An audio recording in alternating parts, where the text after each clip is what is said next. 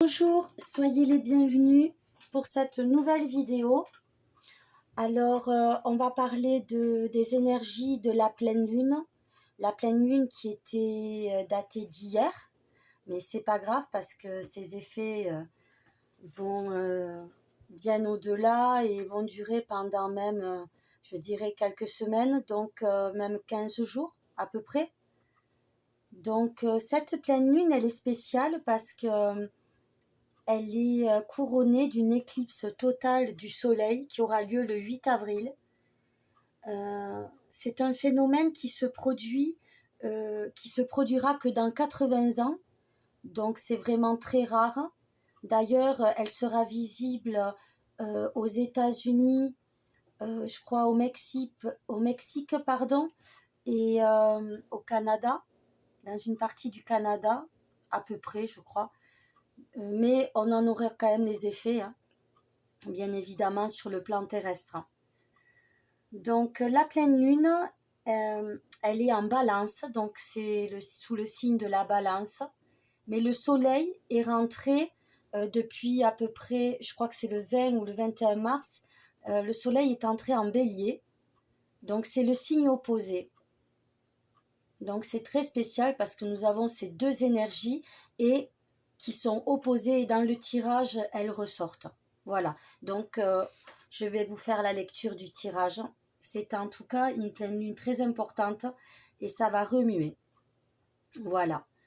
Donc on nous parle dans l'énergie centrale et principale, c'est la carte du 5 d'épée. Le 5 d'épée, c'est une carte assez difficile qui parle d'une situation difficile, donc qui peut parler d'un conflit qui mène à une perte, voire une perdition. Voilà, c'est cette carte. C'est un combat. Alors on parle aussi de victoire, mais la victoire, elle résulte très amère.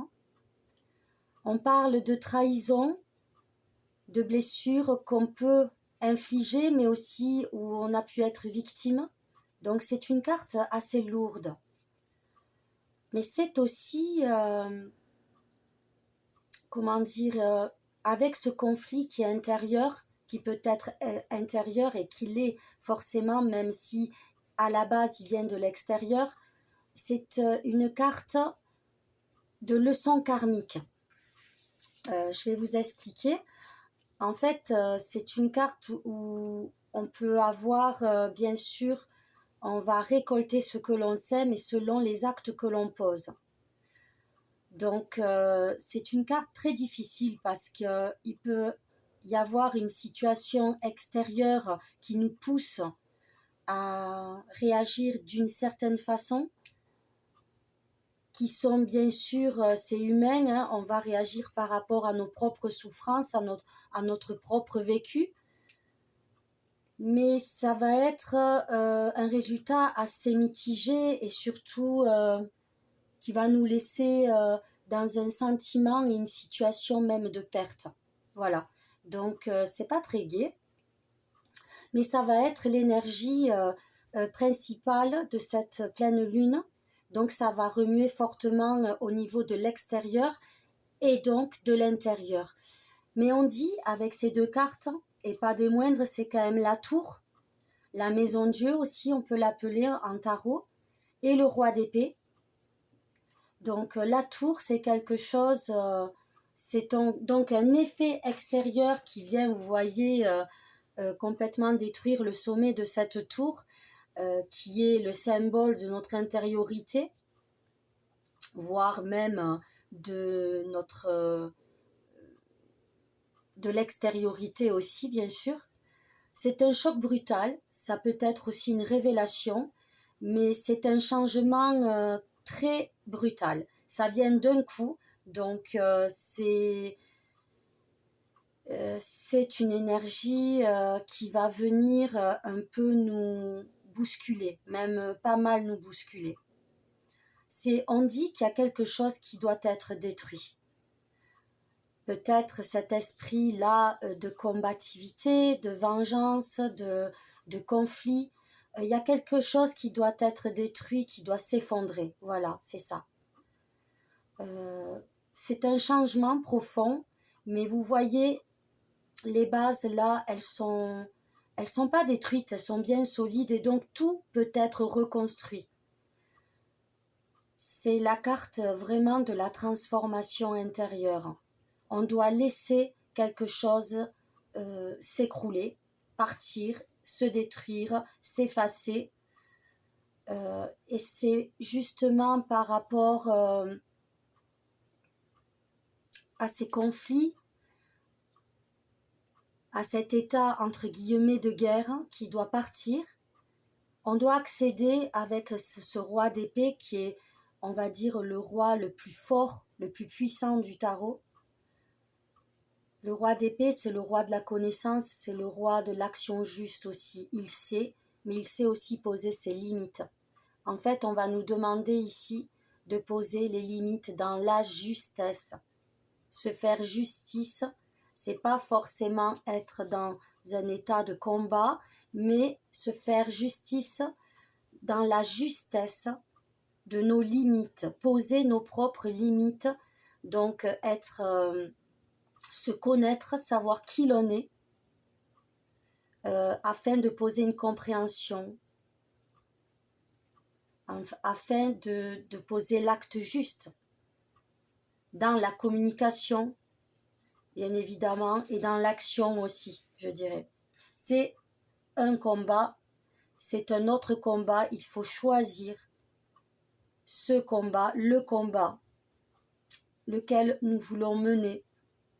C'est très important, mais il nous demande aussi, on nous demande aussi avec cette tour et ce roi d'épée de stopper quelque chose, c'est la rigidité, c'est la froideur, le pouvoir, un certain pouvoir qui est, je dirais, plutôt raccroché à l'orgueil, notre ego.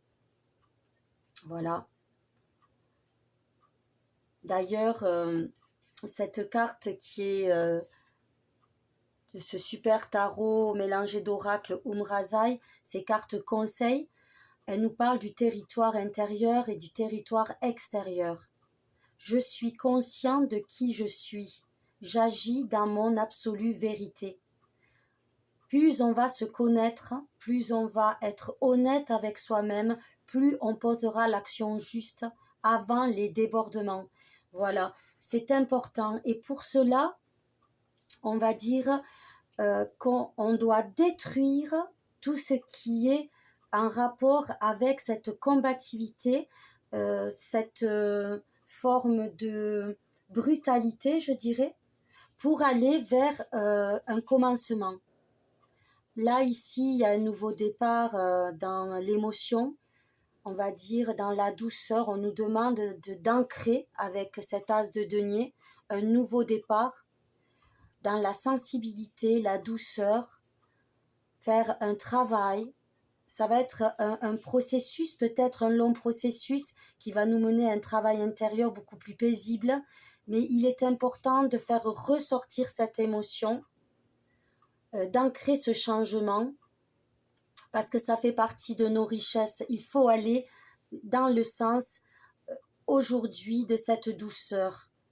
On on a donc cette carte, la délicatesse, elle est bien associée donc à ces deux cartes qui sont sorties. On nous parle de douceur, de délicatesse, l'âme en émoi, le cœur en joie, le corps en extase. Elle appelle la poésie de l'esprit. On doit calmer le mental, on doit être doux avec nos pensées, on doit ajuster tout ça, on doit faire un vrai travail, un processus qui sera peut-être un petit peu long, mais il y a une vision positive qui va nous mener à une belle récolte. On s'aime, donc on repart donc dans notre situation karmique là, il faut semer le beau. Tant pis, les expériences, elles sont difficiles, c'est vrai, nous avons des épreuves à passer, mais cette pleine lune, elle veut nous montrer l'importance et peut-être qu'il y aura des chocs qui vont le permettre, peut-être ça passera par des chocs, hein, des choses peut-être un peu brutales, justement pour qu'il y ait une révélation puissante, mais on doit aller dans la douceur pour nous-mêmes. Et bien sûr, ça réagira sur les autres. C'est important, on doit se montrer loyal avec nous-mêmes dans notre propre sensibilité. Voilà. Nous allons donc avoir un nouveau départ. On nous demande, d'ancrer cela afin de vivre mieux ce qui va être imposé. Parce que ça sera imposé de toute façon. Donc, les personnes qui ne voudront pas voir cela, ça va être très compliqué et il y aura justement cette énergie, ils vont rester dans une forme de négativité, de grosses pertes. Voilà, intérieure et extérieure. Ça peut toucher le domaine professionnel, ça peut toucher les conflits dans un couple, ça peut toucher les conflits dans l'amitié. Voilà, ça peut toucher notre propre chemin spirituel. Il faut vraiment, voilà, cette pleine lune, elle va nous demander d'ouvrir ce canal de douceur, de délicatesse dans notre façon de parler. C'est pour ça qu'il y a ces deux cartes aussi de conseil, de synthèse, célébration et amour. Voilà. Il y a quelque chose de précieux avec cette carte qui est mis en avant, qui va être mis en place. On va célébrer notre libération parce que être dans un état de conflit permanent avec une situation qui est difficile, forcément, elle devient difficile après à l'intérieur. Donc, on va devoir se libérer, laisser émerger cet apaisement que l'on a besoin et qui pourra passer que par cet état d'amour. Voilà. On nous demande, l'amour, c'est poser la bonne parole, mais c'est aussi poser la bonne pensée, les bonnes actions. Croire en l'amour, voilà, pour nous et pour les autres. C'est passer au-delà de nos fragilités, mais on va devoir peut-être poser un état de conscience sur nos souffrances, mais sur celles des autres aussi, pour plus que ça nous blesse autant. Mais aussi par rapport, c'est vraiment le rapport aux autres et le rapport qui nous renvoie à nous-mêmes. C'est un miroir. Mais pour cela, il va falloir être dans la justesse aussi. Dans l'amour, c'est être dans la justesse de nos limites. L'amour, il guérit tout, absolument tout, nos conflits, nos peurs. Il faut être juste avec nous-mêmes pour pouvoir être juste et poser l'action juste envers les autres. Voilà ce que la pleine lune, les énergies de la pleine lune nous demandent ce 25 mars, donc hier, et encore pendant une quinzaine de jours, au moins. La synthèse, donc, c'est une épreuve difficile, c'est vrai. Ça va remuer pas mal à l'intérieur de nous. Ça va nous demander d'ancrer et de vouloir un nouveau départ, vouloir un nouvel état d'être. Trouver l'équilibre entre ces deux énergies, bélier, balance, conflit, paix. Il va falloir trouver des solutions et la solution, c'est la justesse, c'est l'amour et c'est aussi la compréhension. On doit se connaître, on doit apprendre vraiment, on doit être dans la justesse de nos besoins, de ce que l'on doit exprimer aussi. Voilà, attention à nos paroles. Voilà. Bon, écoutez, c'est tout ce que je vous souhaite.